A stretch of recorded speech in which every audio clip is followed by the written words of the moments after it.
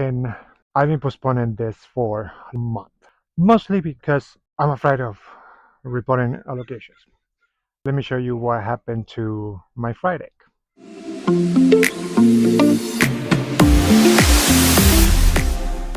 Hello and welcome back.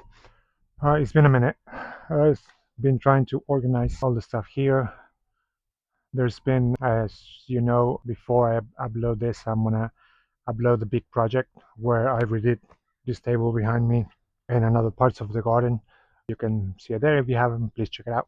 And I apologize because I put a short talking about allocations coming weeks ago, and that's the thing that I've been postponing. So this is what happens. I noticed that it was drooping, and this was possibly a month after I did the repot that I put it in the sphagnum moss, keeping the water level in the bottom where the leca is, but it started to droop. So I thought that maybe it was receiving too much light, maybe it was not having enough humidity. So I prop it one of my propagation boxes, and it took just a couple of days to completely rot. So I cleaned it up and I put it back in the prop box. I don't know what's going to happen with it, but that's one of the things that happens. That I don't know what was the miss. If you have any ideas, like drop them down below in the comments and let me know what could have been. But I have to address a few allocations right now that are in need of repot, that they need to come out of the soil that they came in and to be repotted. But I'm also going to show you a couple of allocations that I already repotted in 3 different settings and how they're responding. All right, so here I have different methods that I have tried throughout the last 3 years and what's working and what's not. Again, it's hard to tell because, like I mentioned before, every plant is different from each other, regardless if they're the same cultivar, they're coming from the same parents, and every plant is different. So this one, for example, is a plant that I still don't have an ID for because it came out as Alocasia period. And I did the same setting of the leca in the bottom, then the moss. And as you can see, it's huge corm. It looks like I have some pests in here. Right now I'm gonna give them a good spray. They might be aphids. These are aphids or trips. But today I got ladybugs and Primantis. The last time that I tried them, they didn't hatch, and the ladybugs, they didn't stick around for, I set them and then, I don't know, they fly or whatever. But they have plenty of food here, so that's one example. This one is a Alocasia bisma platinum, and there's a new leaf unfurling, but this one right here, it turned white like this, so it might have been attacked by thrips or aphids as well. They're so little that they're hard to perceive. What I've been doing, for example, with this leaf, because usually attack the new leaf, I used a little brush and brush them off. But I'm also gonna add some ladybugs in here. Now this one is in pond, and I have a bottom with leca, and then the rest of it is pond. And I keep just the reservoir like the double cup like this, and you can see the roots are looking healthy.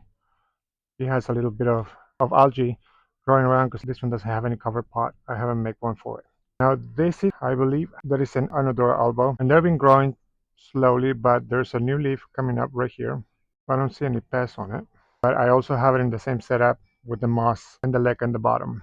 So what I need to know is if any of you know and have a suggestion, because what happens here in the top of the moss, I tend to have this fungi that is white little specks of fungus that start growing in there, and I don't know how to control that without the moss getting dry, or because of the humidity of the moss, it tends to start growing that. Now there's a different bismuth that I also have in the same setup. There's pond and there's sec in the bottom. You see it's barely touching the water. And this one had 2 leaves, but now it has a single one, and it's been like that for a month. So, and I don't see any growth coming out of it, any new growth whatsoever. So why is this little one working and this one is not?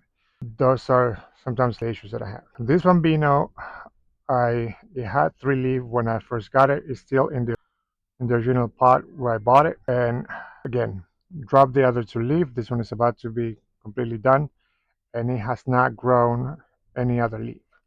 So most likely what I'm going to do with this is I'm going to take it out of this media and I'm going to put it on perlite and vermiculite, or perlite and sphagnum moss, like a mix of both, and see if it does anything to it. Now this, I know this is not an alvo, this has a different name, and this one is in a chunky mix, in my aero mix, and I still do the same setup of just having the double cup. But look at this. This one is growing. Even that the main plant is growing slowly, I have two new leaves and another one popping up there. So I would say this one is doing great. And then my biggest success when it comes to Alocasias is my cupria. This is the newest leaf that is still harding up, and I have had this for next month is going to be 2 years. And I have only repotted twice. The root system is amazing. They're white and spreading slowly. I repotted not too long ago. It was probably 6 months ago that I repotted for the first time since I got it. And I was afraid of it, but it actually has worked well. But this one is sitting. All these are, except for this one, because this one has been here. But all of these are in the same shelf, receiving the same light, the same humidity, the same treatment. And this one is still thriving. This one, it looks like it's going well because like I have a new leaf coming up. The small one over here is also having a new leaf with bigger than the last one. This one is having also extra growth all around the pot, but these two are not thriving whatsoever. So I don't know what's the trick, what doesn't particularly. I can only assume that it's just due to pests in this case. And on this, I have to take a look, and I said white little specks, but because I have a use, I also have one of the decaying begonias next to it, and it was suffering from fungi infection on the leaves. So I spray the powder, this powder fungicide. So those white specks might be some of that because I don't see bugs per se. But I'm gonna release all these ladybugs in this shelf over there by the window. Usually there by the window is where I get more mealybugs than anything for some reason. I'm not really sure where they come from. But besides that, like this one is not getting any pests whatsoever. I seen a little bit of webs, but they're not spider mites. They're small little spiders. Because if there's something that is abundant here in my garden, is all types of spiders, like small ones. And I don't treat them or I don't try to eliminate them because they eat small spiders like spider mites and little bugs. So I don't eliminate those, so I don't freak out for those because they're small little spiders. They're not like spider mites, but they're still spiders. This is the recap with what I have going on there. Now let's move on to the ones that I have to actually repot. So I forgot, there's one more update. This is my regular, formerly known as Friday. You know that I repot this one as well. And I haven't cleaned it because I wanted to show how many leaves throw a fit after the repot. And I had it in the chunky mix. You will think that the chunky mix on the other ones is working. It should work on this one. But this one also had throw a little bit of a fit. Now, there's one of the corms down here that is trying to grow something. So I'm just going to leave it like this. I just need to put a cash pot on it. So I was waiting to make this video to clean it up so that I can show you what was the situation on this one as well. But I also see a little drying up on the leaves, and that's probably like lack of water because I was afraid of this one rotting as well. So I'm gonna give it a good water, and then we're gonna move to the ones that I'm gonna repot. And this is gonna be just a little showcase of what's gonna be coming in the next video because otherwise this video is gonna be too long, and tell you which alocasias I'm repotting in the next video. All right, so to wrap up this video, because I'm gonna do these allocations basically one by one, and I'm gonna say that because of the transition that the plant needs for what I have researched and what I've done before, which is if I wanted to put them in pond, I have to put them in water first and then grow like water roots in order for them to take the pond. I don't know. I might do that with a couple, but I'm still debating for that same reason. I'm tired of killing Alocasias. By the way, if you saw the episode of Like Kill It Again, which was what I tried to did with the Alocasia Jacqueline, they both went down. There, I put them in the prop box. I haven't seen if there anything has happened there, but my guess is that they rotted. So that was another failure. So what is coming up? I have here, and where are my shears? So one of the things that I've been cutting off in the meantime, preparing for this, is that I'm cutting the inflorescences because I don't want the plant to be wasting energy on flowers. And I am also not ready to do any pollination either. So I have two silver dragon that they have always wrought for me. I have tried them in pot and everything. There are actually four of them here. There's two small ones and two bigger ones. They still on the mix that they came in. There's a new leaf coming up there. So there's a new plant coming up here on the side, and I'm sure they're going to be corms. So that's going to be one episode. Another episode is going to be this mellow that also is in the original mix that it came in. And there's a new leaf coming up there. And this one I already chopped one of the inflorescences that was coming in. But I'm amazed by this mellow because this mellow has stayed actually quite well. It hasn't yellow or anything on the leaves. It's looking quite great. But it's time for a repot because it's in the original soil that came in and that is not ideal. I have this bisma, that same situation. For example, this one is the older leaf, that's why it's drooping. But the newest leaf came out with some damage. And this one is being out here in the yard. So I don't know if this is pest because I have not been able to inspect them. So that's going to be in the repot for this one. And I may have a couple of small ones that I may add into that episode from corms that I have in the prop boxes or around here somewhere. Then I have the one from my logo, which is this. I actually have two. The other one is a smaller one, and it's one of my favorites. There's also an inflorescence, I believe. This is a. I'm just waiting to make sure that that's what it is. But they are two. There are four plants in here, still in the original soil, but it's been enough time. I got this one in April, so it's been doing well. I have tried this before again, and it did not go well. The smaller one is not so happy, but same situation. You see that the leaves are curling a little bit. It's probably lack of water. So I'm gonna put those. I'm gonna make those two together. Then I have also all of these are in the original. So I am hating already this mix that is here because it's that fibrous coco coir. This is a longilova that is been doing okay, but not great. There's one of the corms right here that has that it dry out, even though I don't know why, because the rest of them is doing fine. That's again the same situation that I mentioned. How one plant it's a trooper and the one next to it is a wimp. But there is also right there a new one coming in. But we're gonna find out together when we get to this plant because that's not the only one. I also have this one right here that is also a longilova. This one was from last year and it completely died out in the winter because it was out here, was outside, so it went dormant. And it has taken a little longer to come out. But there's at least three plants in there, so I'm gonna work on this all the longilovas together. This is the only African mask, or I forgot the name of this one. I put it on the screen. And this is a plant that I have tried many times, but I absolutely love this plant. Usually what happens before I get to transplant or anything is start having yellow stains on it like fungi, because when that had happened, I have checked it again. You see, it's not like this because this looks like a little bit of like a dry spot, possibly, or some sort of stain.